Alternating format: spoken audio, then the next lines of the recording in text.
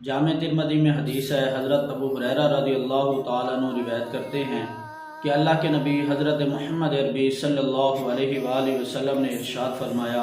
افضل الصلاۃ بعد صلاۃ الفجر صلاۃ اللیل، کہ فرض نمازوں کے بعد سب سے جو افضل نماز ہے وہ تہجد کی نماز ہے۔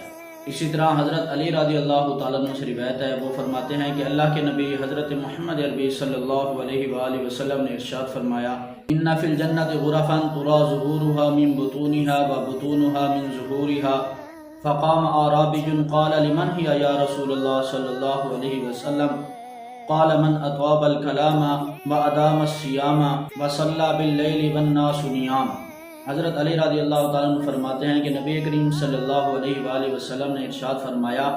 کہ جنت میں کچھ بالا خانے ایسے ہیں کہ جن کا اندر باہر سے نظر آتا ہے اور باہر اندر سے نظر آتا ہے۔ تو ایک اعرابی کھڑا ہوا اور اس نے سوال کیا، یا رسول اللہ صلی اللہ علیہ وسلم یہ کن کے لیے ہیں؟ تو آپ علیہ الصلوۃ والسلام نے فرمایا کہ وہ آدمی جو اپنی گفتگو اچھی رکھتا ہے اور رمضان المبارک کے روزے رکھتا ہے اور تہجد کی نماز پڑھتا ہے،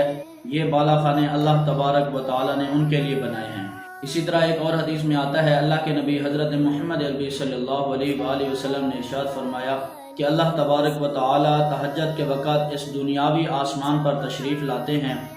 اور فرشتوں سے اعلان کرواتے ہیں، حل من مستغفر فاغفر له، کہ ہے کوئی مجھ سے معافی مانگنے والا میں اس کو معاف کروں،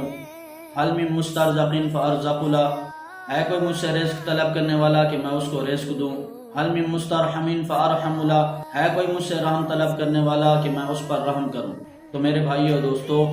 ویسے تو ہمیں پورا سال تہجد کا معمول بنانا چاہیے، تہجد پڑھنی چاہیے، لیکن رمضان المبارک میں تو اس کا خصوصیت کے ساتھ اہتمام کرنا چاہیے، کیونکہ اس وقت ہم اٹھے ہوئے ہوتے ہیں، ہمارے پاس موقع موجود ہوتا ہے۔ اللہ تعالی ہم سب کو عمل کرنے کی توفیق عطا فرمائے۔